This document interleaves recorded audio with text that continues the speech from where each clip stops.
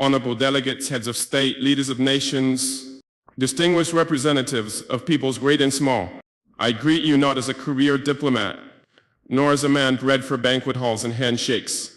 I do not come to you speaking the rehearsed language of polished politics. I come to you as a soldier of my people, as a guardian of a wounded land, as a son of a continent that has carried the cross of the world, yet has never worn its crown. My name is Captain Ibrahim Traore, President of Burkina Faso, and today I speak not only for the 22 million souls in my nation, but for a continent whose stories have been twisted, whose pain has been ignored, and whose dignity has been repeatedly auctioned off at the altar of foreign interests. Africa is not Tobago. Africa is not a battlefield. Africa is not your experiment, your puppet, your warehouse of raw materials. Africa is rising not to kneel but to stand. And today I say before this great assembly of nations, Africa will not kneel. One on the false generosity of global politics. For decades you've sent us aid with one hand while extracting our lifeblood with the other. You build wells in our villages while your corporations drain our rivers. You donate vaccines yet patent the cures. You speak of climate action yet continue to fund the very forces that burn our forests and dry our lakes. What kind of generosity is this? The kind that feeds the mouth but silences the voice. The kind that keeps a man alive just enough to keep him dependent. We are not blind to this hypocrisy. Let me be clear, we are not ungrateful for sincere humanitarian assistance, but we reject a global order that disguises exploitation as partnership. We reject financial institutions that lend with one hand and steal sovereignty with the other. Africa no longer wants charity. We want justice. We want control over our own destinies. Too on the chains of colonialism and its modern descendants. Our wounds did not begin with us. They were inherited legacies of an empire-building madness that saw us not as humans, but chiefs, as cargo laborators. My ancestors were not consulted when maps were drawn with rulers and compasses in Berlin. The borders of Burkina Faso, like those of many African nations, were not carved by our ancestors, but by men who had never stepped foot on our soil, who knew nothing about languages, our tribes, or our spirits. Today, colonialism has a new face. It wears suits, it hosts forums, it signs contracts in Geneva and Paris and Washington. But it still takes without consent, it still dictates instead of dialogues, it still silences instead of listening.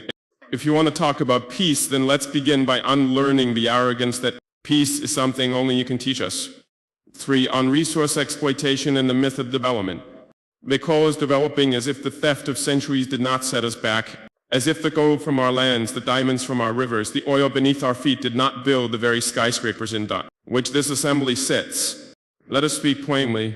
Burkina Faso is rich, Africa is rich. Rich in minerals and culture and wisdom and youth. But you have taught us to measure richness in GDP and export value. You call it development when a foreign company owns 90% of a gold mine on our land. You call it progress when your security forces guard cobalt mines but not our children's schools. That is not progress, that is piracy with legal documents. From now on we will define development on our own terms. Development that puts children in classrooms, not minerals on cargo ships. Development that respects the land, the people, and the soul of a nation. 4. On sovereignty and interference. Why is it that when an African nation makes independent choices, we are called unstable? Why is it that when we seek military cooperation outside the colonial sphere, we are labeled a threat? Burkina Faso has chosen to walk a path of sovereignty that is not a threat to peace. It is a declaration of adulthood. We are no longer under your guardianship. We are no longer your junior partners in diplomacy. We are a free people. If a nation chooses partners that respect it rather than exploit it, that is not rebellion. That is wisdom. Let it be known, no foreign power will dictate the alliances of Burkina Faso. We will build relations based on mutual respect, not historical guilt or present-day intimidation. 5. On terrorism and manufacture wars. You ask why there is violence in the Sahel. You ask why our youth take up arms.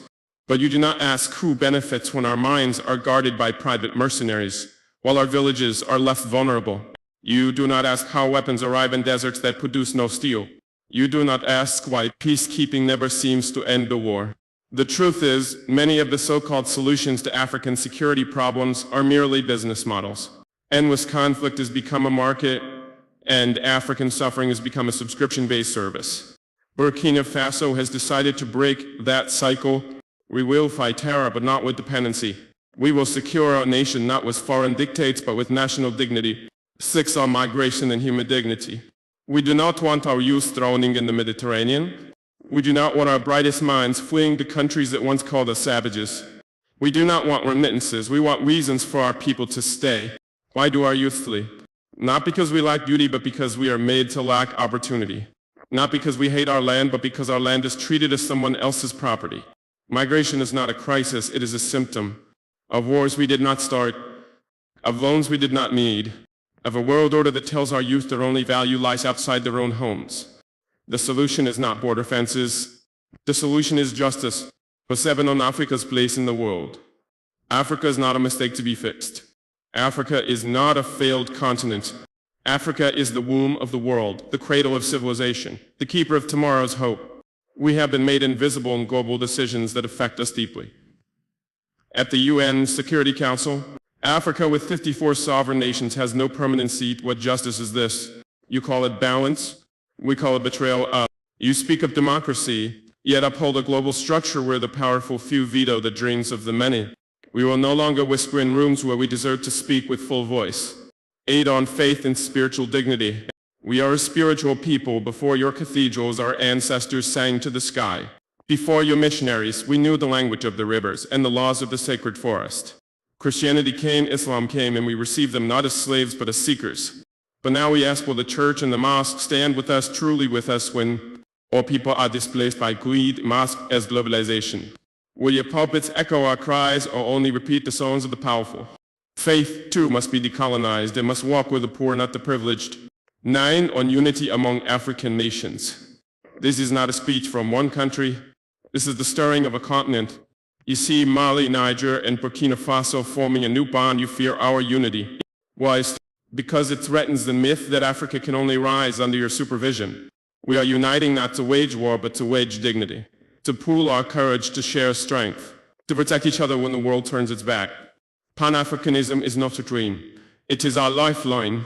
And we will build it stone by stone, heart by heart, with or without your approval. 10. To the youth of Africa. To the young boy selling oranges by the roadside. To the girl who walks 10 kilometers to attend school. To the child whose only toy is a stone but who dreams of stars. You are the reason we fight. Do not believe the lie that your continent is cursed. You are the blessing. Do not envy foreign passports. Be proud of your name, your land, your roots. The world may not applaud you now, but the future will speak your name in honor. 11 final words. We will not kneel. I do not come to declare war, I come to declare will. So we will not kneel to fear. We will not kneel to foreign banks. We will not kneel to outdated empires masquerading as friends. Africa is not asking for a seat at your table. We are building our own table, a table where no child eats last, where no nation is silenced because it lacks nuclear arms, where justice is not filtered through the lens of race or history, but shared as breath is shared. This is our vision and this is our vow. Let the world hear it today and always. Africa will not kneel. Thank you.